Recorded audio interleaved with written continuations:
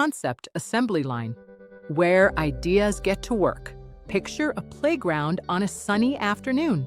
Children are running free, chasing each other, climbing jungle gyms, swinging high into the air. There are no fences, no posted rules, just laughter, scraped knees, and the kind of joyful chaos that only freedom allows.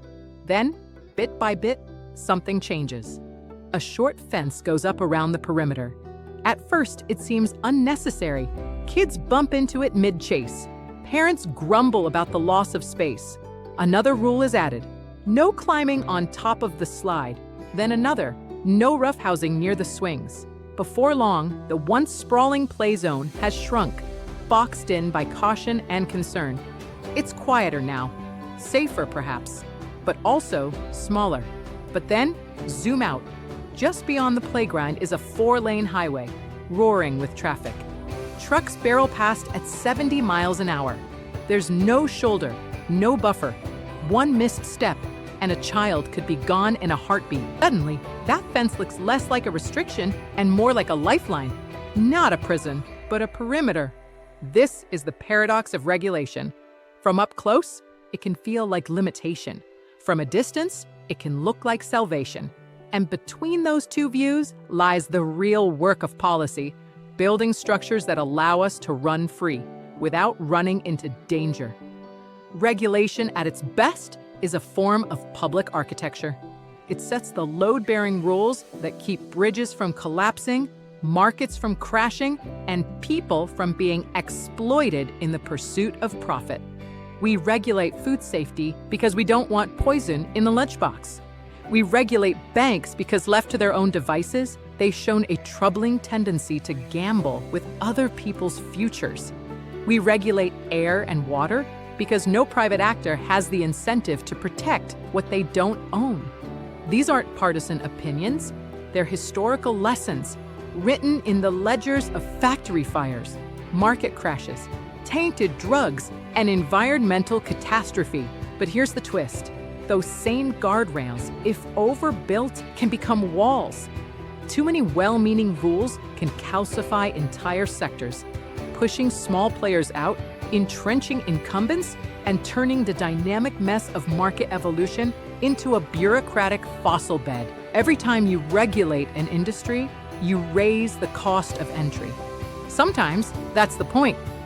We want doctors to pass exams, bridges to meet safety codes, and meat to be inspected. But when those protections become a thicket of paperwork, licensing fees, and compliance consultants, they can shift from tools of safety to tools of exclusion. This is how we get the paradox of the $300 hair braiding license, or the startup that needs 6 months of legal review just to offer a new kind of savings account. We claim to be protecting consumers, but often we're protecting incumbents. This is also how well-intentioned regulation can become a quiet force for inequality. Big companies have legal teams. They can navigate the maze. But the independent contractor, the part-time farmer, the immigrant-run restaurant, they drown. And then we wonder why dynamism dies and monopolies thrive. Amazon doesn't fear regulation. It can afford it. It often writes it. So how do we draw the line? First, we recognize that not all harm is visible. A cleanly written contract might still prey on desperation. A self-driving car might be safer 99% of the time, but fail catastrophically without oversight. A new financial product might offer flexibility until it locks the borrower into a trap.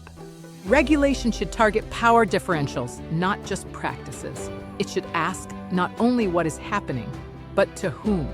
It's not enough to say, buyer beware, when the buyer is desperate, misled, or misinformed. Freedom without capacity is just another word for abandonment. But we must also be cautious not to infantilize. Not every risk requires a rule. Not every mistake is systemic. Sometimes we need to let markets experiment, even fail, because that's how we discover what works. Protection shouldn't mean paralysis.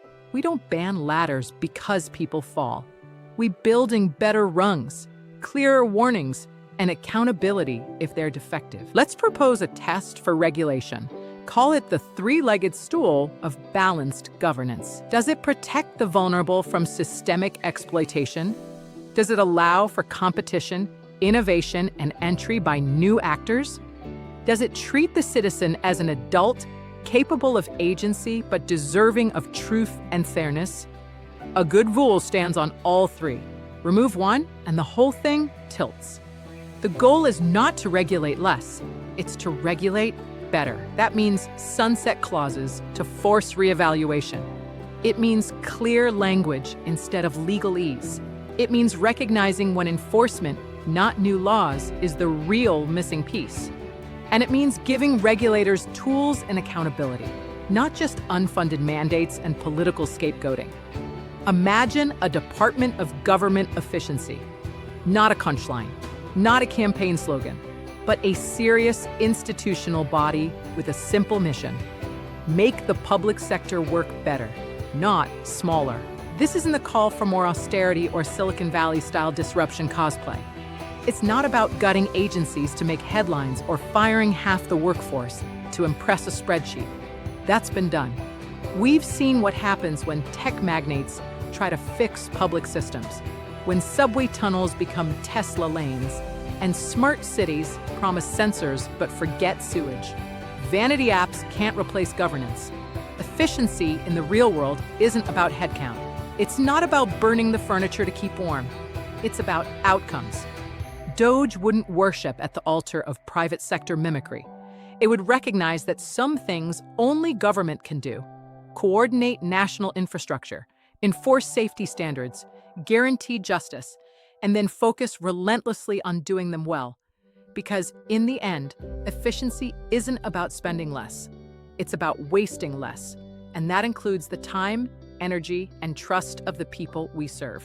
In a government that issues its own currency, money isn't the limiting factor, capacity is. The constraint is not whether we can afford to staff the DMV or upgrade VA hospital systems. The constraint is whether we have the will, the skill, and the systems in place to deliver what was promised.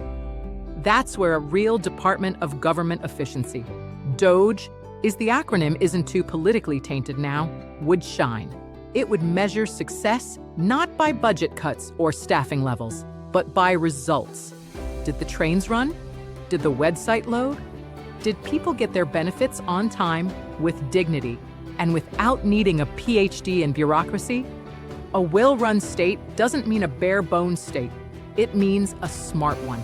It means rethinking procurement, modernizing IT systems, streamlining redundant processes, not to shrink the mission, but to fulfill it. It means empowering civil servants with the tools to succeed, not setting them up to fail so we can call them inefficient. The Consumer Financial Protection Bureau, CFPB, was born in the aftermath of the 2008 financial crisis, a time when predatory lending and shadowy financial products had pushed millions of Americans into foreclosure, bankruptcy, and economic ruin.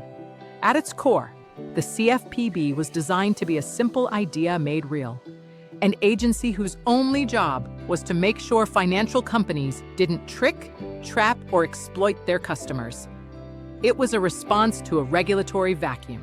Before the crisis, responsibility for consumer protection in finance was splintered across a half-dozen agencies, none of which saw it as their primary job.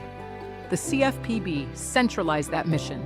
Its early mandate covered everything from payday loans to credit card disclosures to mortgage underwriting standards, and for a time, it worked. The agency returned billions of dollars to wronged consumers, cracked down on deceptive practices, and brought a degree of daylight to some of the most opaque corners of the financial world. A promise of the CFPB wasn't just about enforcement, it was about trust, that someone was watching, that the rules meant something, that the system wasn't just game from the top down. And in a moment when confidence in institutions is eroding, that kind of regulatory function may be more essential than ever.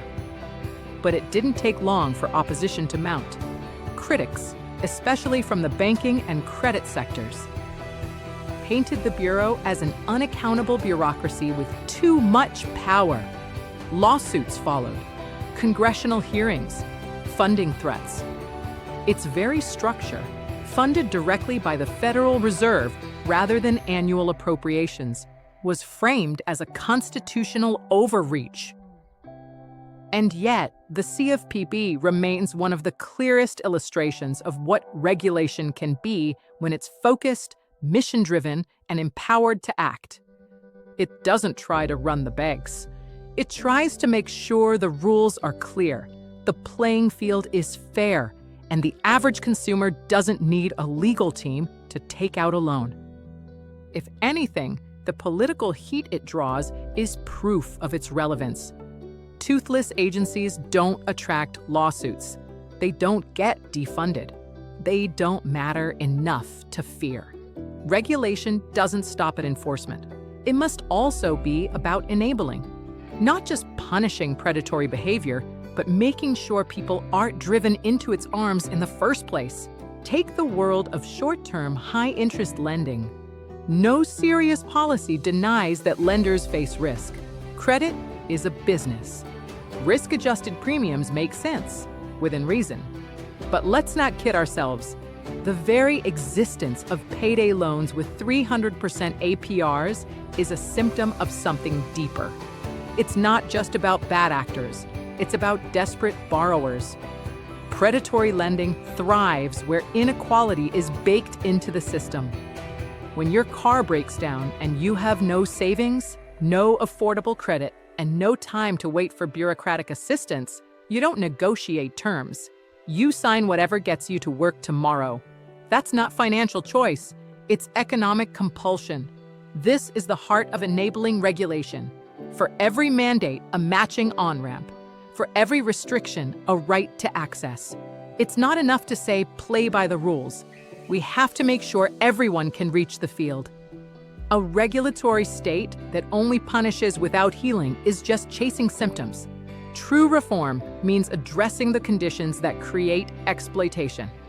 We can cap interest rates and ban balloon payments, yes, but we must also ask, why did people need those loans in the first place?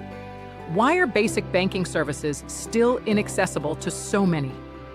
What does it say about our safety net when the business model of a payday lender is more functional than public assistance? The same duality shows up in another politically charged debate, voter ID laws. There's a reasonable concern here. Citizens should have faith in their election systems. A transparent, secure process, one that verifies identity and protects integrity, builds trust in democracy itself. But here's the problem. If we require identification to access that trust, then we bear an equal responsibility to make sure everyone can get an ID easily, freely, and without friction. Too often, we think of regulation as overhead, as a cost. But good regulation is infrastructure. It enables trust, and trust enables scale. You don't shop online without consumer protection. You don't fly without air traffic control. You don't invest without some baseline belief that the game isn't rigged. In this way, the right rules don't just protect, they enable freedom. They allow choice to be meaningful, not just theoretical. They allow markets to reward innovation, not just manipulation. The trick is keeping the scaffolding light, open, and adaptable, so it doesn't become a fortress. And making sure we always remember who the rules are for. Not the bureaucracy, not the boardroom, but the people living in the systems we build. A well-placed fence doesn't stop the game. It makes it possible to keep playing, even when the highway is just a few feet away. If my work resonates with you, share it. The New needs friends. Like and subscribe. It makes all the difference.